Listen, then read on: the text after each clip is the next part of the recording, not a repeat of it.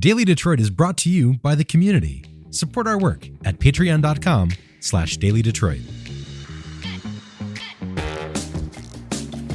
Hello, friends, and welcome to your Daily Detroit, sharing what to know and where to go in Southeast Michigan. I am Jer Stays. It is early morning, Monday, August 6th, 2025, when we are recording this from the studio at Techtown. It has been a very long night. Joining me on this very long night has been none other than the Prince Brightmore himself, Norris Howard. How are you? I'm doing well, man. I've been gallivanting around the city, enjoying all of the watch parties from the primary election of the previous night, and most of the results are in. Yeah, most of the results. So we're going to put a pin in the fact that some of these numbers, as we're recording, we had to drop a line at some point and say we had to stop, we had to record, because it has been a long night. Yes. Now, not for the top vote getter. We know that. The number one vote getter and the person who we thought would be the number one vote getter and the front runner, the heir apparent of the mayor's office of the city of Detroit, Mary Sheffield, did not just win. She won big, huge, bigly, ginormously. And I'm not trying to be, too hyperbolic when I say that. We're talking about a 30 to 35 point advantage. I was able to bounce around and go to a few of the watch parties, some of them quite dour, some of them very excited. And obviously I ended the night at Mary Sheffield's party, and it was very apparent that she was ready to take the next step. We'll go down the ballot in a second, but what do you think Mary Sheffield, as we're recording this, has more than 50% of the vote in a crowded primary field? For those who are more political novices, when a primary has one person pull more than half the vote, this is going to be whoever's in second place, a Herculean task, because not only do they need to line up all the other support, 100%, they need to make a case beyond to the next level. What does this say about where the city of Detroit is and the voters of the city of Detroit? I think, obviously I think turnouts for primaries tend to be a little bit lower. So there will be more voters in the general election, particularly around the chance of having the first woman mayor of the city of Detroit. I think that is going to be something that people will go out and vote on, or, quiet as it's kept, vote against. But I think that it is going to be very difficult to break the coalition that Sheffield has made of voters, because she has essentially allied herself with enough of each sector that you need to win. She has enough of the neighborhoods. She has enough of the college educated. She has enough of the business magnates. She has enough of all of those sort of verticals to where she could pull from them all and leave not much rest for her opponents. You went to her party at the Cambria. Yes. What was the vibe? And I don't mean just like jubilant, but what did that party look like to you? What it looked like to me was a candidate that pulled in from the city. There was not much of, quote unquote, new Detroit there. There were some downtown folks. There were some people who I could tell, were representatives of business entities, so to speak. But for the most part, she was pulling in neighborhood folks. I mean, these were normal people. And then obviously it was funny because it was the only party that had like a little VIP area. But a lot of that was her family and close confidants. But it was a lot of the city. And that is kind of what is different from, I think, how people feel about the Duggan administration, where a lot of people feel he has over-allied himself with the business community and the financiers of local politics. Whereas with Mary, it felt a lot more communal. And that was very different from what I saw from other or from the Duggan administration. I have heard business people tell me I don't know if she's allied with business enough, but I've also heard progressives tell me she's no friend of progressives. Yeah. Which is always an interesting mix. It is an interesting mix, but I think, again, when you get to a point where you're talking about the average voter, that's kind of what the average voter wants. The average voter kind of wants you to be a little bit progressive, but also wants you to make jobs in the city. And that means you do have to kind of serve two masters. And it's going to be interesting to see if she's able to toe that line, particularly in the general election, where I think things are going to get a lot more personal. Things are going to get a lot more pointed, particularly against her.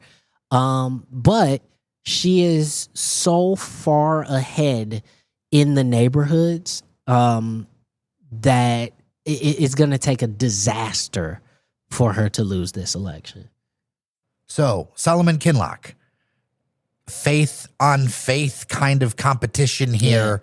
Still a long way to go for him, but also a very strong showing. The thing with Kinloch that I think, and what I've heard in the neighborhoods from residents, is that, you know, they think Kinloch is a strong leader and they like some of his ideas, but he is not tied in with the Duggan administration. A vote for Kinloch feels like it is kind of the anti-Duggan vote, so to speak. It is a vote for a change, a complete change in energy, a complete change in the vision for the city, and somebody who is also bringing with them that sort of faith-based leadership. I personally think that could hurt him in a general if he's not careful, if he flies a little too close to the sun around that, which he hasn't so far. But you know, I think when it comes to Mary Sheffield, she has done enough in other areas to make it an aspect of herself, but not a sort of master status of her identity. Let's talk about Sontiel Jenkins. Mm-hmm. The concept of two women running for the mayoral office is, to a lot of people, almost utopian. Yeah. To a lot of passionate people about the city. Yeah, and unheard of in the city of Detroit, literally since it's been a thing. And I think that is an amazing sign of progress for the city. I think it's an amazing sign of progress for the voters. Listen, Detroit is still a majority black city, and I think a lot of black culture is very matriarchal. And I think the concept of a woman in positions of leadership is not that crazy to most African Americans. Let's talk about the back of the pack. I don't know if I was surprised, but I know a lot of people who listen to this show, a number of people who were excited about somebody like a Durhal. Yeah. Just didn't bust through. James Craig, stronger than I think some people thought he would do. Yeah, polling around 6%. And I think that is a reflection of the growing conservative community in Detroit. I know that I've talked to a number of listeners who have said, who is the most conservative candidate, usually in a fiscal sense, but there is that undercurrent. We saw it in the presidential election. Sam Robinson did some great reporting on that at Detroit 1 Million and now Michigan Chronicle. There is that growing undercurrent, but it's not a huge undercurrent. No. But it's there. It is there. But it's nowhere near enough to carry the day. And then you just kind of have like the box of everyone else. Yeah, and I think, again, it goes back to talking about that level of gravitas, that level of experience. Listen, if you were building a candidate and you ask, what were the things that they need to have? Okay, they need to have charisma, they need to have experience, and they need to have some fresh ideas. And I think 2.5 out of those things Mary Sheffield has. I think I personally have not heard enough in terms of how different her position will be from the current Duggan administration. I think that's one of her blind spots. But also maybe intentional, because there's a lot of voters who honestly, they love this. I have talked to a number of my neighbors, and I know on social media, it is one way of feeling about Mike Duggan. If you were to look at threads or look at other places, you would see people must not like him because they're very loud. But when you're in the streets, that man has, and even looking into the governor's race, he's going to carry the city of Detroit right now if nothing changes. If nothing changes, and you got to say it like this, the man has been mayor for 12 years for a reason. Yeah. Like, the people voted for him. And in the last election, it was a complete slaughter. It wasn't close by any stretch of the imagination. He has a kinship and a fondness with the voters of this city. And I think people will look past that at their own peril. I think his political opponents, and I think the political opponents of his camp, of which I will begin to sort of edge Mary Sheffield into that, will ignore them at their own peril, because they found a way to be able to speak the language of conservatives while at the same time now wholly infuriating progressives and making sure they hold on to that middle of the road base. And that middle of the road, there's recent reports about Republican donors for Duggan for governor, but there's a lot of big Democratic donors too. And the thing is these Republicans have, for the most part, always rolled with him. It just nobody paid attention because it was the city, because it's Roger Penske. Roger Penske runs the Grand Prix. They've worked together on a ton of things. This could be starting the definition of a new politic, that independent party. And I think both Democrats and Republicans ignore it at their peril. Like, this could be an extinction level event for a certain part of both of those parties. Oh, it would be. It particularly in the state of Michigan, where for the better part of almost 6 years now, the GOP has been flirting with not having enough money to run candidates. Right. Like, this is something that is it could be devastating for them. And to have that kind of candidate as an independent in the governor's office, and then basically having a strong ally in somebody like Mary Sheffield, who she is shied away from for a little bit, but let's be frank, they would be close allies. How many press events have I been to where Mary Sheffield's right there? Exactly. Always. Exactly. And they've been partners on many projects, and the land bank is a thing they've collaborated on in all of its imperfection. Land value tax is something that they both want to explore. These are things that, without that sort of duopoly in the governor's office and in the mayor's office, probably wouldn't happen. But if Michigan were to do something like this, I think it would send a signal to the surrounding Great Lakes areas of, hey, there is a viability in running in the middle of the road. Back to the city, I will mention that Mary's campaign on the streets has been a Goliath. Mary Sheffield. Everywhere, people everywhere, merch everywhere, like brochures everywhere, to a level that nobody else came close. And in Spanish and Arabic, by the way. Like these big touch. And a lot of people say, hey, it's flimsy, it's pandery, but again, people want to be heard. What do we learn from Zoran Mondani? Mm-hmm. People want to be heard, and they want you to act on being heard. And in her speech, she started to include more things. Like, she's already talked a bit about transit, but she specifically called out transit to every neighborhood. She talked about specific things in that victory speech. It was the best speech I've ever seen her given. I remember her from the Freeman Hendricks days. So do I. Yeah, and that's one of those things where moving forward and going into this general election, it's going to be difficult to be able to knock her off at perch for many reasons, but I think we're seeing her get better. And that, I think, is scary. That's scary. We are seeing her get better. The difference between even when we had her at our debate that we hosted, or even on the show, And by the way, I plan on having all candidates in these major offices, and we're going to talk about city council at large. We're going to talk about the districts.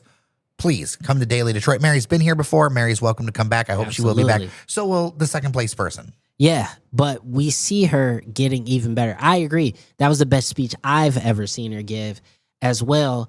And I'll tell you, the energy that I saw in that room, I saw multiple old men, old gray beards, turn around and look at their kids, look at their grandkids, look at people around them. And you know what the one refrain I heard? Damn, she's good, man. She's really good.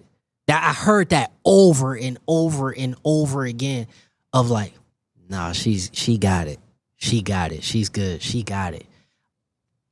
I don't know, man. It's looking real tough for her opponents. Let's get into city council at large. Two big names. Mary Waters, 33%, a little over 33% of the vote. Komane Young, the second, almost 33% of the vote, dominating the field. And then this is a primary, so they don't necessarily win. They go on to the next level. Janae Ayers returns with over 13% of the vote. And as it stands, as we are recording now, James Harris with almost 7%. But there is a lot of work that any candidate would need to do to knock off Young and Waters between their name recognition, the fact they've been doing a bunch of things. And on the live stream, we were talking about how strong of like Mary's been in the trenches forever. And Coleman's been in the trenches for a long time. These are folks that people know. And I think, you know, on our Patreon only Discord chat, some surprises about where people were. Yeah. And I got to tell you, the name matters. Being out there matters, and not as much online, although online can count. The name matters, the work, the fact that all these voters, which we know the demographics of voters, they tend to lean a little bit older. They know Mary. They know Mary Waters. They know Komane Young. They know they've known him. They've known him a long time. They've known him since he was a child. And he answered. The thing is that, and we haven't had him on the show yet, but I hope to. Yeah. And Mary, you know what I mean, to talk about these issues. Yeah. Because it's a big deal. And then Janae, you know, kind of, you know, anything's possible. No, I mean that. Like, I know what you nobody's mean. got a 50% lock. Yeah. Right? Yeah. So it definitely could be an interesting comeback. Let's work into the districts. District 5 personally is important to me. That is my district. And that current situation is more than 23% for Renata Miller, 20% for Willie Burton. Esther Yvette Hoggabook is over 17%, and Tachana Jackson at 16%. There is definitely a toss-up here. This one's going to be one to watch. It'll be interesting to see who shines in this, because they all come from different angles and different approaches. Yeah, I mean, I think this is going to be one of the most varied races moving forward into the general.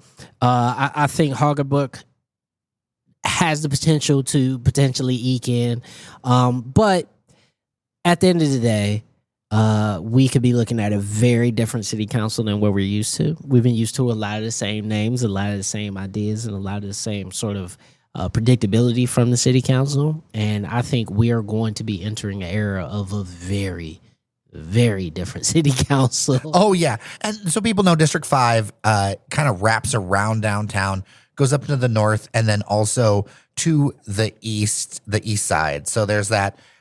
District 2. That is Angela Calloway as a very strong lead with 44%. And one of the best dressed men in the city. Roy McAllister, former city councilman. That's right. 30% of the vote. And then Helena Scott at 25%. There's only 3 candidates in there. So that's how that shows. And then District 7 is interesting because it is now a dead heat between Karen Whitsett and Denzel McCampbell. This is going to be a wild one. This is the race to watch, because Whitsett's such a strong personality with, you know, her time in the state legislature, the drama, the collaboration with Donald Trump. Yep. If people didn't know about all that, go look it up. It's really interesting, and you could have your own feelings on it, but it's going to be loud. And then McCampbell is one of the most dynamic progressive voices who you know a bit more about. Yeah. So the thing is that this is a race between two very diametrically opposed people. Whitsett, like you said, strong personality, has completely run afoul of most of the Democratic Party in Lansing. Has participated in some of the shenanigans from the House leader up there. But then you have Denzel McCampbell, who has worked with the campaign of Congresswoman Rashida Tlaib for many months, and is now looking to bring a more progressive voice to the city council.